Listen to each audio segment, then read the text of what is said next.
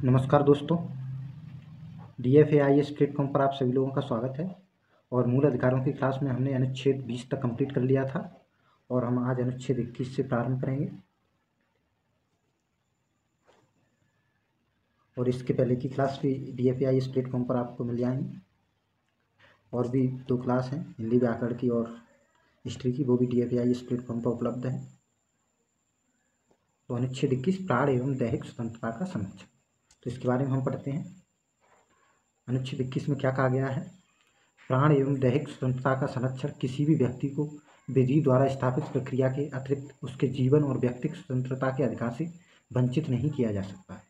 अनुच्छेद 21 का राज्य 6 से 14 वर्ष की आयु के समस्त बच्चों को ऐसे ढंग से जैसा कि राज्य विधि द्वारा अवधारित करें निःशुल्क तथा अनिवार्य शिक्षा उपलब्ध कराएगा। 86वां संविधान संशोधन 2002 के द्वारा इसे जोड़ा। तो अनुच्छेद 21 में कहा गया है कि विधि द्वारा स्थापित प्रक्रिया, विधि द्वारा स्थापित प्रक्रिया, तो इसका अर्थ है किसी भी व्यक्ति को मनमाने ढंग से प्राणों से वंचित नहीं किया जा सकता। मनमाने ढंग से, मतलब उसे विधिक संरक्षण प्राप्त है, मतलब कानून का संरक्षण प्राप्त है। जो कानून की प्रक्रिया होगी, न्यायालय यदि उसे मान्य करता है कानून की प्रक्रिया के माध्यम से, और न्यायालय मानता है कि इस व्यक्ति के मतलब विधिक रूप से इसे मृत्युदंड दिया जा सकता है, न्यायालय ये स्वीकार करता है विधि के अनुसार, तो उसे मृत्युदंड दिया जा सकता है और उसके प्राण दिए जा सकते हैं। ठीक है। और व्यक्तिगत स्वतंत्रता भी देखिए, अनुच्छेद 21 बहुत विस्तृत है। अनुच्छेद 21 आर्टिकल 21 बहुत विस्तृत है। इसके अंतर्गत आप स्वास्थ्य, शिक्षा, स्वस्थ पर्यावरण, स्वच्छ जल, सभी को समाहित कर सकते हैं। तो इसका दायरा बहुत बड़ा है अनुच्छेद 21 का, जिसमें प्राणी दैहिक स्वतंत्रता सहित, जिसमें व्यक्ति के जीवन से, जो व्यक्ति के जीवन को, जो उसके गर्भाधान जीवन के लिए आवश्यक है, वो सभी चीज़ें उपलब्ध हैं अनुच्छेद 21 के अंतर्गत। ठीक है। तो केवल ये प्राणी दैहिक स्वतंत्रता तक ही सीमित नहीं है, इसके अंतर्गत व्यक्ति के गर्भाधान में जीवन प्रदान करने के लिए जो भी आवश्यक है, जैसे स्वच्छ जल है, स्वच्छ पर्यावरण है, ठीक है, और स्वास्थ्य है, सब चीज़ें सम्मिलित है। ठीक है। तो इसका दायरा बहुत बड़ा है। जब भी कोई बात किसी अधिकार के, मूल अधिकार के दायरे में नहीं आती है, तो अनुच्छेद 21 का दायरा इतना बड़ा है कि उसे इसमें समाहित किया जा सकता है। ठीक है। तो इस बात को ध्यान रखें। और देखिए, जब 86वां संविधान संशोधन 2002 में किया गया था, तो इसमें 6 से 14 वर्ष की आयु को जो समस्त बच्चे थे उन्हें निःशुल्क शिक्षा उपलब्ध कराने का संकल्प लिया। देखिए, मूल अधिकारों में इसे सम्मिलित करने का उद्देश्य था, वो ये था कि अब मूल अधिकारों में यदि इसे सम्मिलित कर लिया जाता है तो राज्य इसकी अवहेलना नहीं करेंगे, मतलब ये अनिवार्य हो जाएगा। राज्य 6 से 14 वर्ष के बच्चों को अनिवार्य रूप से निःशुल्क शिक्षा उपलब्ध कराएंगे। ठीक है। पहले ये बात उसमें थी राज्य के नीति निर्देशक तत्वों में, तो क्या था, नीति निर्देशक तत्व TPSP अनिवार्य नहीं थे, मतलब राज्य करा भी सकता है निःशुल्क शिक्षा उपलब्ध और नहीं भी करा सकता है, लेकिन मूल अधिकारों में सम्मिलित करने का उद्देश्य ये था कि राज्य के लिए अनिवार्य है। ठीक है। तो राज्य निःशुल्क शिक्षा उपलब्ध कराएगा बच्चों को। अनुच्छेद 22 कुछ दशा में गिरफ्तारी और निरोध में संरक्षण। देखिए, अनुच्छेद 22 कुछ दशा में गिरफ्तारी और निरोध में संरक्षण, अगर किसी भी व्यक्ति को मनमाने ढंग से हिरासत में ले लिया गया हो तो उसे 3 प्रकार की स्वतंत्रता प्रदान की गई। हिरासत में लेने का कारण बताना होगा, 24 घंटे के अंदर आने जाने के समय को छोड़कर उसे दंडाधिकारी के समक्ष पेश किया जाएगा। उसे अपने पसंद के वकील से सलाह लेने का अधिकार। तो क्या किसी व्यक्ति को हिरासत में लिया जाता है तो सबसे पहले उस व्यक्ति को यह अधिकार है वो हिरासत में लेने का कारण जाने, मतलब वो पूछ सकता है क्या कारण है कि मुझे हिरासत में लिया जा रहा है। 24 घंटे के अंदर उसे दंडाधिकारी के समक्ष पेश किया जाएगा, मतलब उसे कोर्ट में पेश किया जाएगा 24 घंटे के भीतर। इसमें देखिए, आने जाने का समय ऐड नहीं। ठीक है। आने जाने का समय इसमें ऐड नहीं किया गया है, कितना समय लगता है, उसके उपरांत 24 घंटे के भीतर उसे न्यायालय के समक्ष पेश करना होगा। उसे अपने पसंद के वकील से सलाह लेने का अधिकार होगा, तो उसे वकील से भी सलाह मशवरा करने का अधिकार होगा और अपना वकील वो कर सकता है। ठीक है। तो ये 3 चीज़ें होंगी अनुच्छेद 22 के अंदर। ठीक है।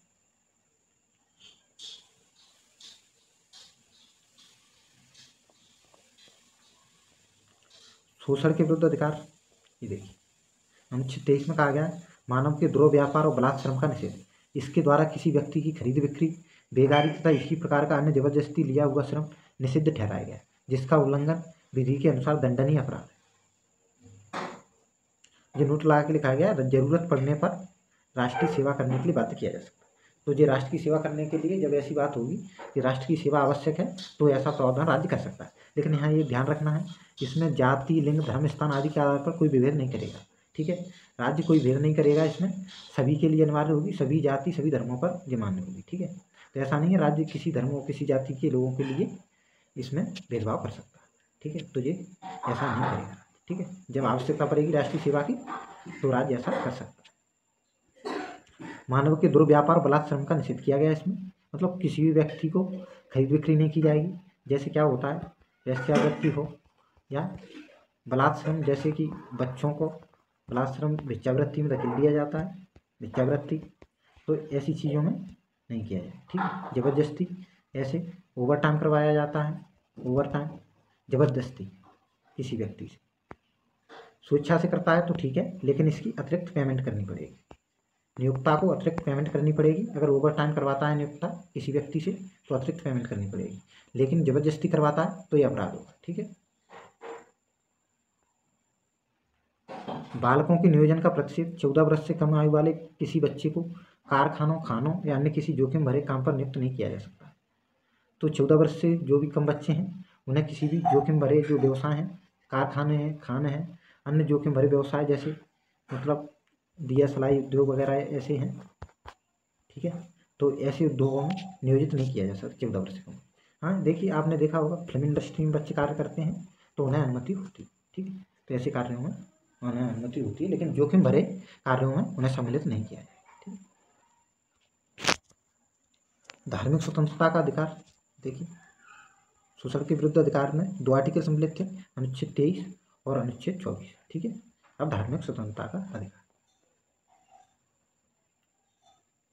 इसमें क्या अनुच्छेद 25 में अंतःकरण की और धर्म को अबाध रूप से मानने, आचरण और प्रचार करने की स्वतंत्रता। कोई व्यक्ति किसी भी धर्म को मान सकता है और उसका प्रचार प्रसार कर सकता है।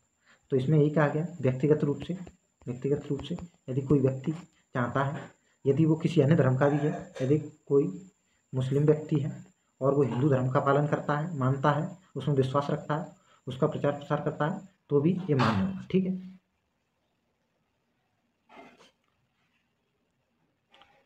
दूसरा, उसे अपने धर्म के पालन करने की स्वतंत्रता हो, अपने धर्म का पालन करेगा और उसका प्रचार प्रसार करेगा। ठीक है, कितना भी प्रचार प्रसार कर सकता है, उसे प्रचार प्रसार करने से रोका नहीं जा सकता। ठीक है, तो ये अनुच्छेद 25 में कहा गया।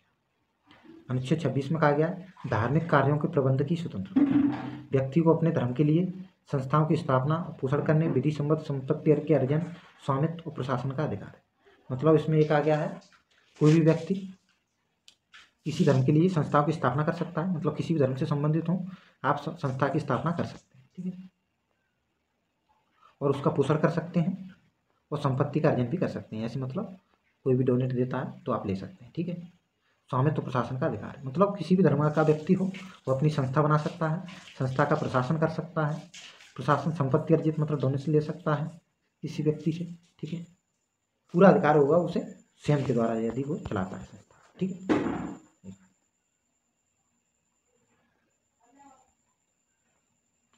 अनुच्छेद 27 में कहा गया है राज्य किसी भी व्यक्ति को ऐसे कर देने के लिए बाध्य नहीं कर सकता है जिसकी आय किसी विशेष धर्म अथवा धार्मिक संप्रदाय की उन्नति या पोषण में व्यय करने के लिए विशेष रूप से निश्चित कर दी गई। तो ऐसा नहीं है कि यदि कोई संस्था चला रहा है किसी धर्म का व्यक्ति तो राज्य उस पर कर लगाए, तो राज्य उस पर कर नहीं लगाएगा यदि वो संस्था चला रहा है, धार्मिक कार्य कर रहा है। ठीक है, वो उसका पोषण कर सकता है, उन्नति कर सकता है, उसको बढ़ावा दे सकता है किसी भी धार्मिक धर्म को और धार्मिक कार्यों को। ठीक है, तो राज्य कोई टैक्स नहीं लगाएगा। ठीक है, तो यहाँ टैक्स का निषेध किया गया है अनुच्छेद 27 के। राज्य विधि से पूर्णतः पोषित किसी शिक्षा संस्था में धार्मिक शिक्षा नहीं दी जाएगी। ऐसे शिक्षण संस्थान अपने विद्यार्थियों को किसी धार्मिक अनुष्ठान में भाग लेने या किसी धर्म उपदेश को बलात् सुनने हेतु बाध्य नहीं कर सकते। तो इसमें कहा गया राज्य विधि से पूर्णतः पोषित, तो मतलब ये देखिए जो व्यक्ति किसी धर्म का व्यक्ति है, किसी धर्म विशेष का, वो स्वयं चला रहा है किसी संस्था को, स्वयं चला रहा है तो उसमें धार्मिक शिक्षा दे सकता है, स्वयं चला रहा है धार्मिक शिक्षा दे सकता है। ठीक है, लेकिन यदि राज्य ने किसी संस्था की स्थापना की है शिक्षा देने के लिए, तो उसमें धार्मिक शिक्षा नहीं दी जाएगी, ठीक है। ना ही किसी को धार्मिक शिक्षा लेने के लिए बाध्य किया जा सकता। तो मतलब जहाँ राज्य का हस्तक्षेप होगा, जहाँ राज्य का हस्तक्षेप होगा, तो वहाँ धार्मिक शिक्षा का निषेध होगा। मतलब किसी भी व्यक्ति को बाध्य नहीं किया जाएगा धार्मिक शिक्षा लेने के लिए, ठीक है। धार्मिक शिक्षा के लिए किसी भी व्यक्ति को बाध्य नहीं किया जाएगा यदि राज्य सम्मिलित है उस संस्था की स्थापना में, या राज्य पोषित करता है उस संस्था को, ठीक है। तो ये कहा गया अनुच्छेद 28, ठीक। संस्कृति एवं शिक्षा संबंधी अधिकार हैं। अनुच्छेद 29 में कहा गया अल्पसंख्यक हितों का संरक्षण। कोई अल्पसंख्यक वर्ग अपनी भाषा, लिपि और संस्कृति को सुरक्षित रख सकता है और केवल भाषा, जाति, धर्म और संस्कृति के आधार पर उसे किसी भी सरकारी शैक्षिक संस्था में प्रवेश से नहीं रोका जाए। तो इसमें अल्पसंख्यक हितों को संरक्षण की बात की गई है। जैसे मुस्लिम हैं, मुस्लिम, ईसाई, पारसी, सिख, जैन और बौद्ध, 6 अल्पसंख्यक हैं। सिख, ईसाई, पारसी, बौद्ध, जैन, मुस्लिम, ठीक है। तो इन्हें के हितों का संरक्षण किया गया, इनकी भाषा, लिपि और संस्कृति का संरक्षण किया गया, ठीक है। और इस धर्म के विभेद के आधार पर उन्हें किसी भी संस्था में प्रवेश से नहीं रोका जाएगा।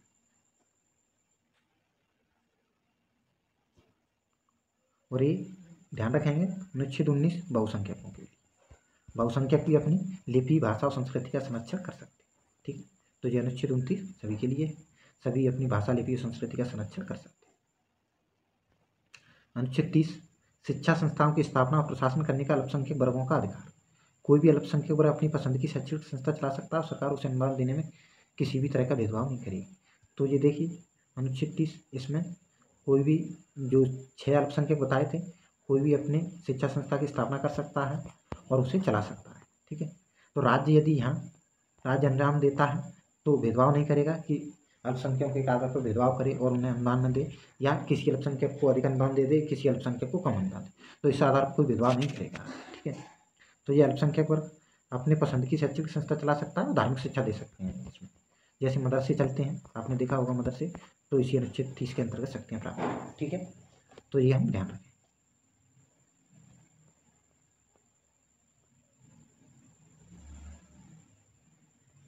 ठीक है।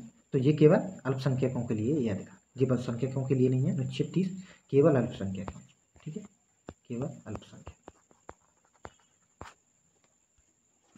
यह है संवैधानिक उपचारों का अधिकार। देखिए 31 जिसमें संपत्ति का अधिकार था उसे हटा दिया गया है 44वें संविधान संशोधन 1978 के माध्यम से, ठीक है। तो संवैधानिक उपचारों का अधिकार है, इसमें कहा गया संवैधानिक उपचारों का अधिकार को डॉक्टर भीमराव अम्बेडकर जी ने संविधान की आत्मा कहा है, ठीक है। तो अनुच्छेद 32 इसके तहत मौलिक अधिकारों को प्रवृत्त कराने के लिए समुचित कार्रवाइयों द्वारा उच्चतम न्यायालय में आवेदन करने का अधिकार प्रदान किया गया। इस संदर्भ में सर्वोच्च न्यायालय को 5 तरह के रेट निकालने की शक्ति प्रदान की गई, ठीक है। बंदी प्रत्यक्षीकरण, परमादेश, प्रतिषेध लेख, उत्प्रेषण,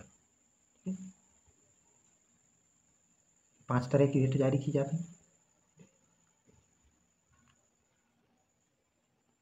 तो इसमें क्या कहा गया, जब भी जो ऊपर अधिकार दिए गए हैं आपके 14 से 30 तक, ठीक है, यदि उनका उल्लंघन करता है उल्लंघन होता है तो आप सर्वोच्च न्यायालय अनुच्छेद 32 के तहत इसका गारंट, ठीक है। तो इसका संरक्षण करता है सर्वोच्च न्यायालय। तो आप वहाँ सर्वोच्च न्यायालय में सीधे जा सकते हैं, अपील कर सकते हैं सर्वोच्च न्यायालय से, ठीक है, आवेदन कर सकते हैं। तो इसमें अनुच्छेद 32 में यही कहा गया है सर्वोच्च न्यायालय अधिकारों का संरक्षण करेगा, अधिकारों का संरक्षण सर्वोच्च न्यायालय करेगा। और वो कई प्रकार की रिटें जारी करता है, बंदी प्रत्यक्षीकरण, प्रमादेश, प्रतिषेध लेख और उत्प्रेषण अधिकार रक्षा लेख, ठीक है।